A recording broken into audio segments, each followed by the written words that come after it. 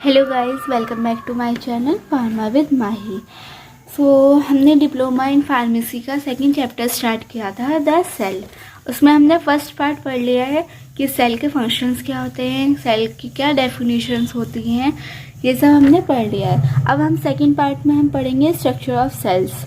ठीक है, स्ट्रक्चर, हमारा जो सेल है उसका क्या स्ट्रक्चर होता है और जो उसके कंपोनेंट्स होते हैं उनके क्या क्या स्ट्रक्चर्स एंड फंक्शंस होते हैं, कि मतलब सेल के अंदर जो कंपोनेंट्स हैं उनके क्या स्ट्रक्चर होते हैं और क्या फंक्शंस होते हैं। जो हमारा सेल होता है वो 3 बेसिक कंपोनेंट्स से बना है। मतलब ये जो 3 बेसिक कंपोनेंट्स मैं आपको बताऊंगी वो हर सेल में प्रेजेंट होगा।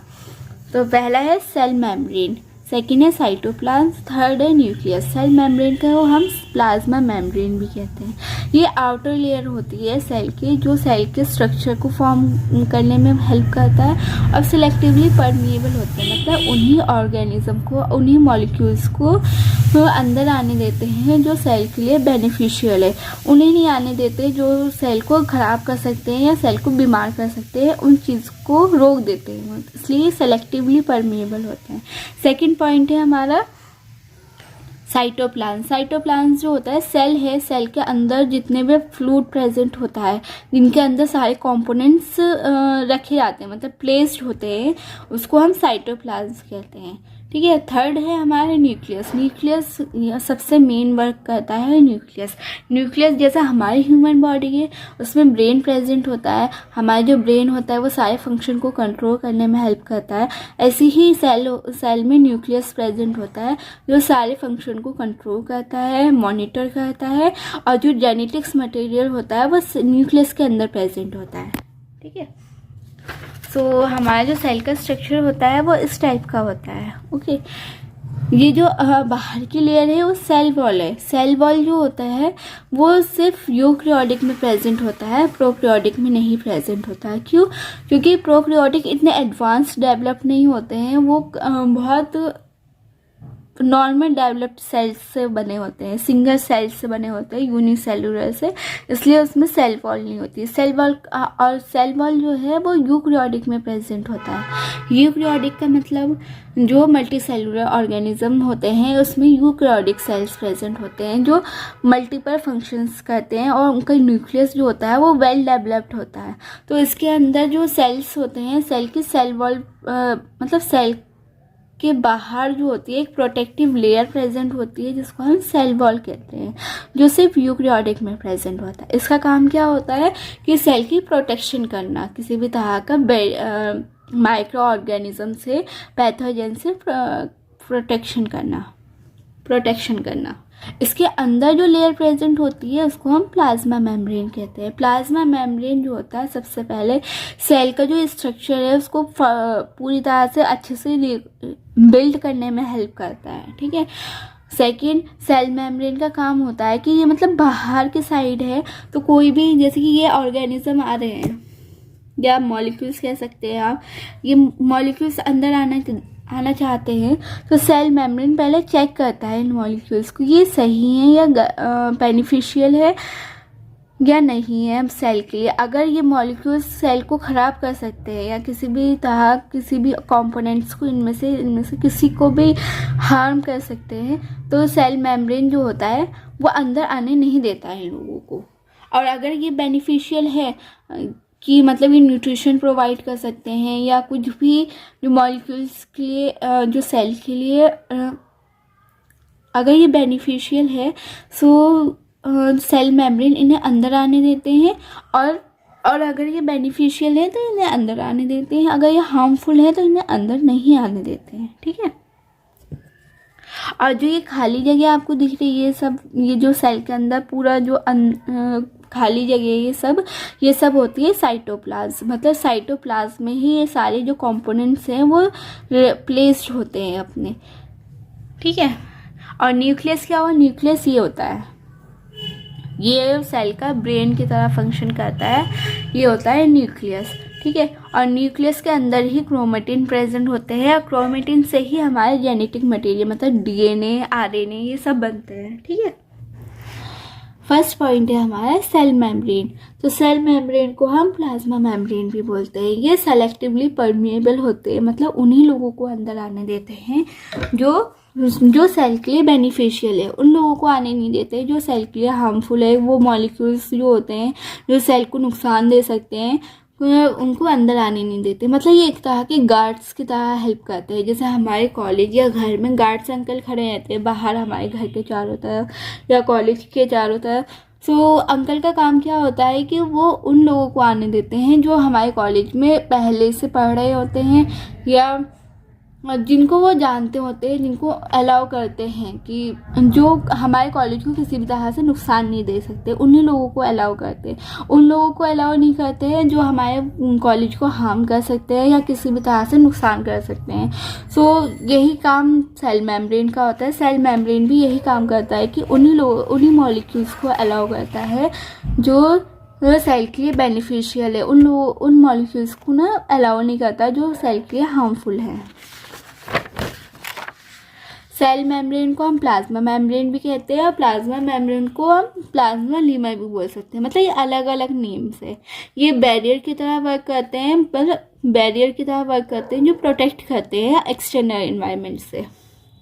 और जो ये प्लाज्मा मेम्ब्रेन होता है वो हमारा प्रोटीन लिपिड से बना होता है जो लिविंग मॉलिक्यूल्स होते हैं। ठीक है, इन्हें हम आयन चैनल कंडक्शन भी बोल सकते हैं या सेल सिग्नल्स भी बोल सकते हैं।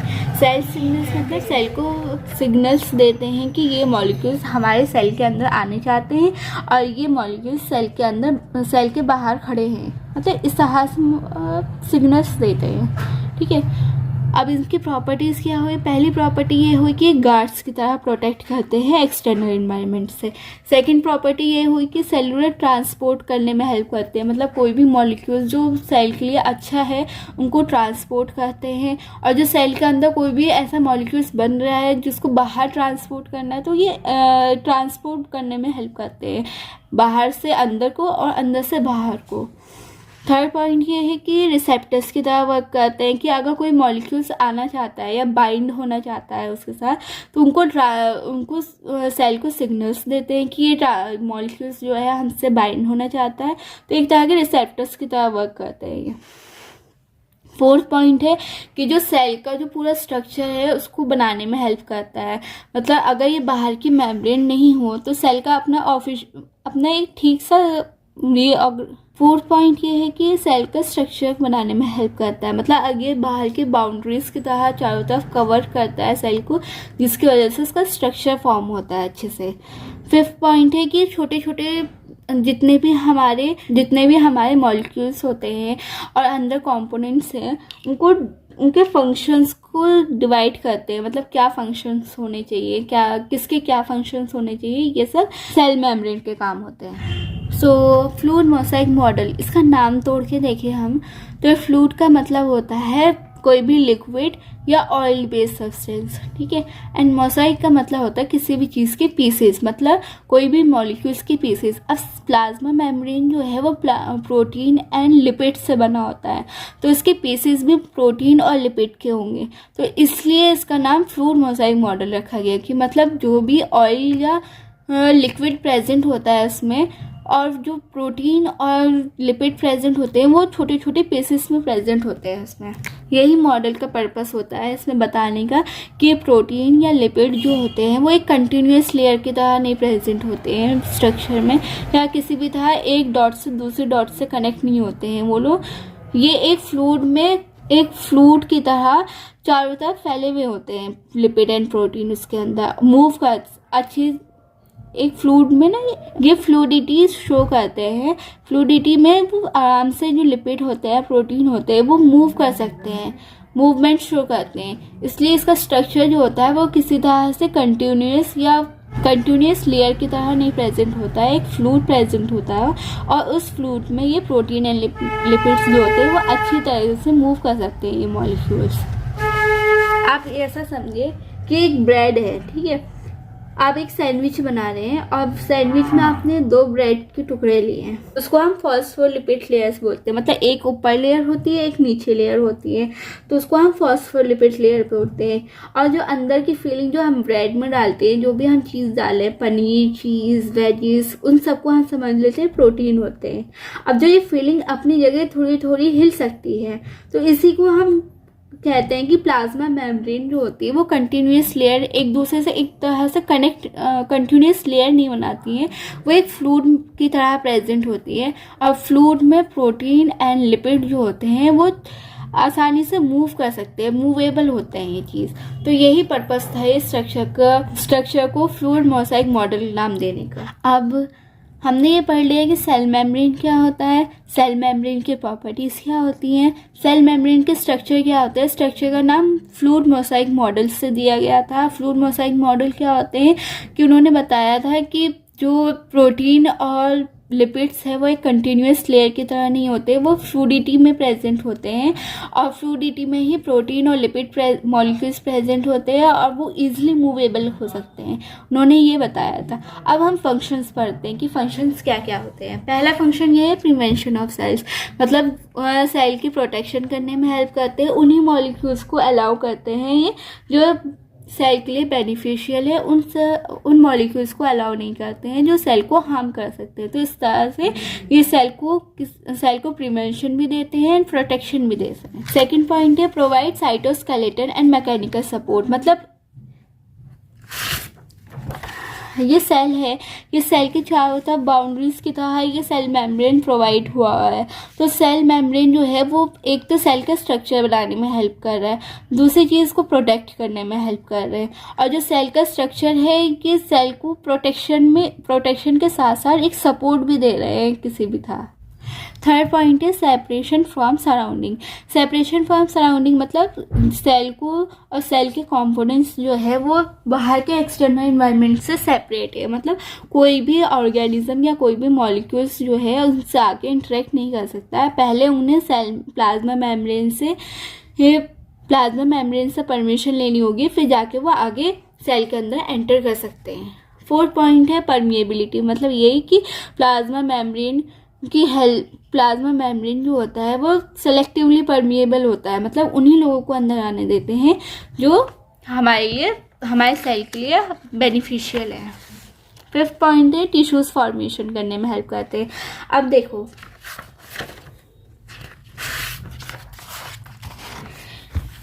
ये एक सेल है, तो सेल के कंपोनेंट्स तो अंदर प्रेजेंट होते हैं, बाहर तो सेल मेम्ब्रेन है।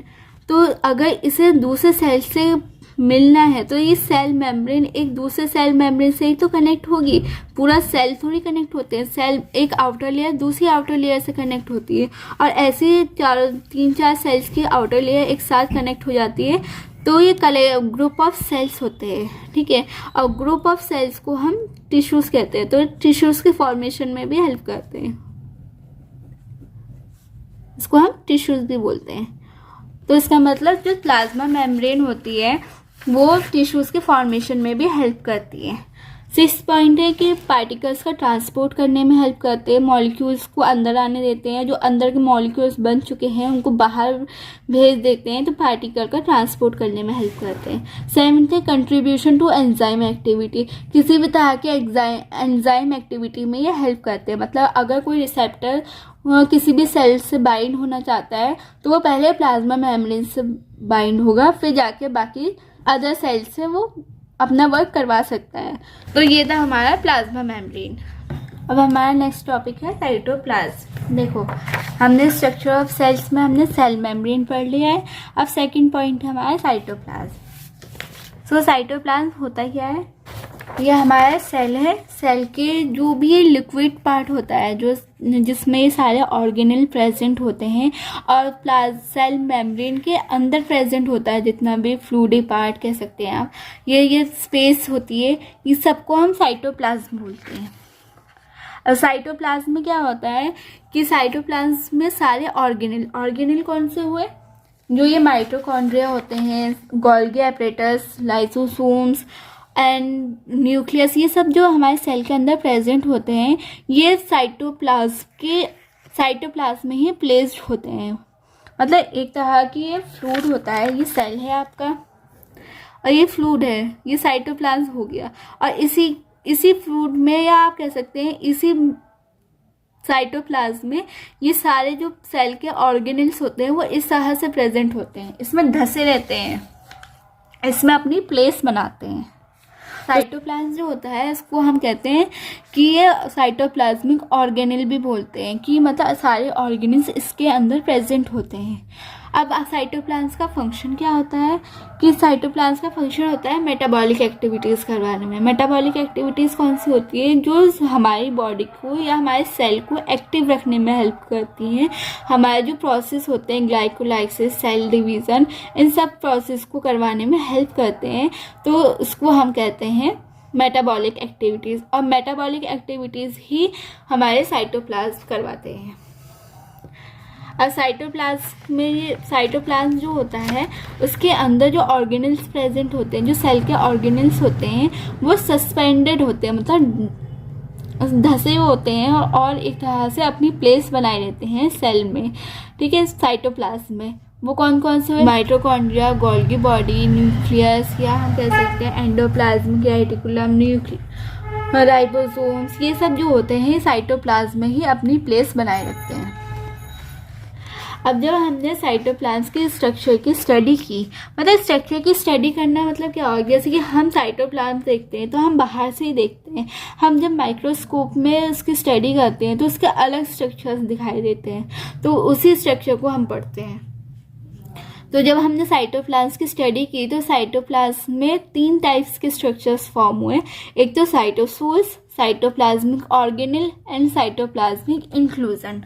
अब हम पढ़ते हैं साइटोसोल्स। साइटोसोल्स का मतलब क्या होगा, कि साइटोप्लाज्म में जो हम फ्लूइड का बोलते हैं कि फ्लूइड की तरह प्रेजेंट होता है, तो ये फ्लूइड जो बनाने में हेल्प करते हैं वो साइटोसोल्स होते हैं। कि साइटोसोल्स जो होते हैं फ्लूइड की तरह प्रेजेंट होते हैं सेल के अंदर। ठीक है, इनका काम क्या होता है कि सेल का मेटाबॉलिज्म इंक्रीज करते हैं। मतलब मेटाबॉलिज्म मतलब सेल को एक्टिव करने में हेल्प करते हैं।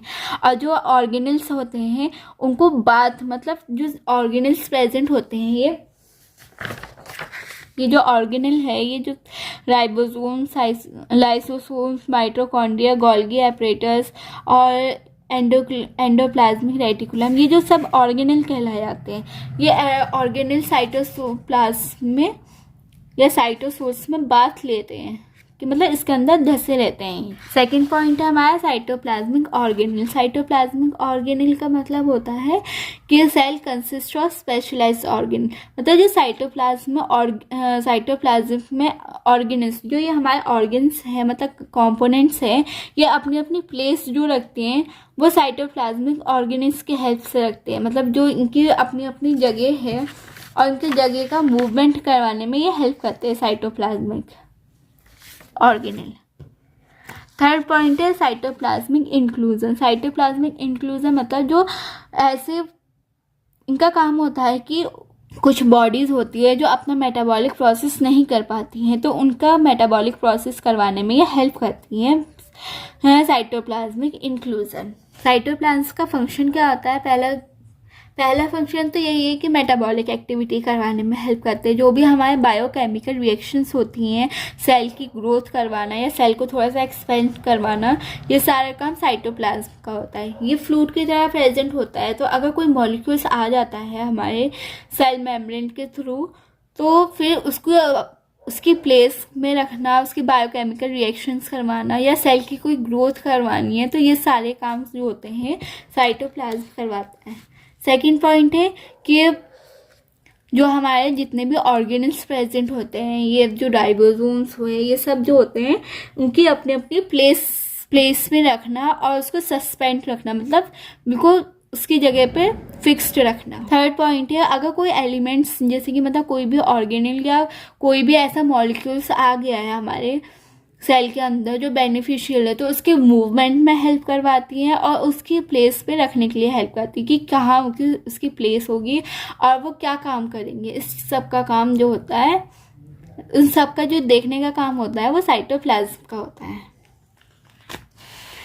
फोर्थ पॉइंट होता है कि अगर कोई लार्ज मॉलिक्यूल्स हमारे सेल्स में आ चुका है तो उसको ब्रेक करके स्मॉल स्मॉल पीसेस में कर देना।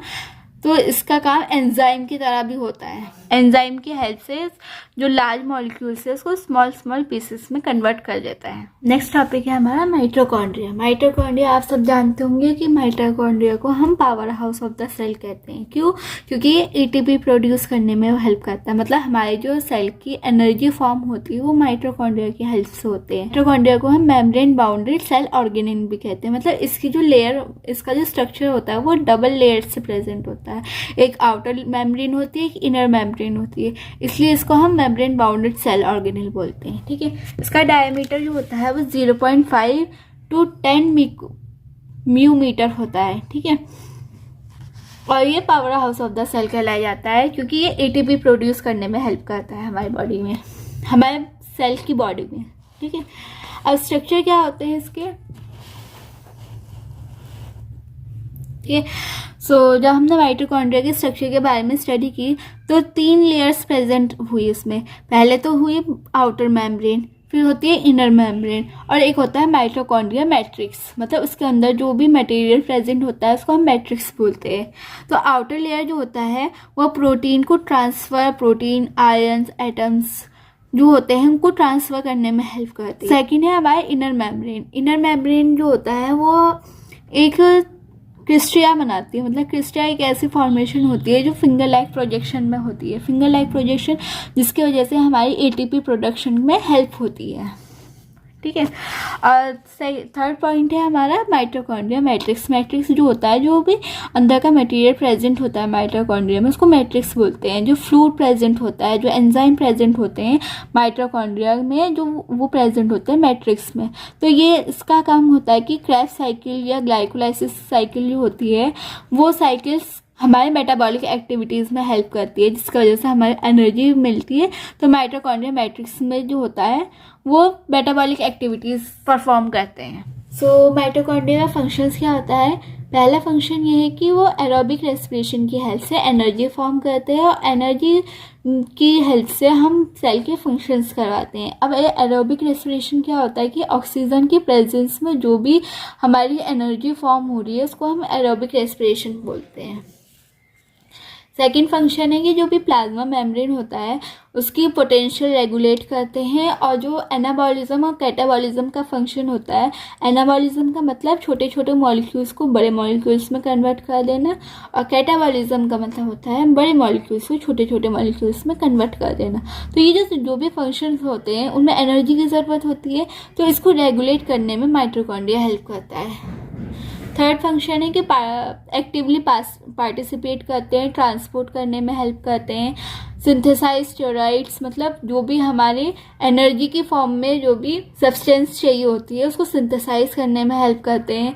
हमारी जो हीमोग्लोबिन होते हैं उनकी सिंथेसाइज में हेल्प करते हैं। मतलब हीमा की जो हमारा आयरन, हीमा का मतलब होता है आयरन, जो हीमोग्लोबिन होते हैं हीमा का मतलब होता है आयरन, तो इसकी सिंथेसिस में मतलब इसकी फॉर्मेशन में हेल्प करते हैं।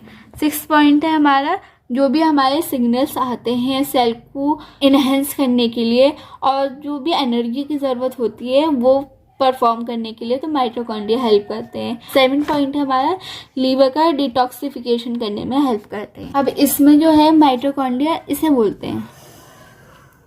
ठीक है, 2-3 जगह बनाए मैंने माइटोकॉन्ड्रिया।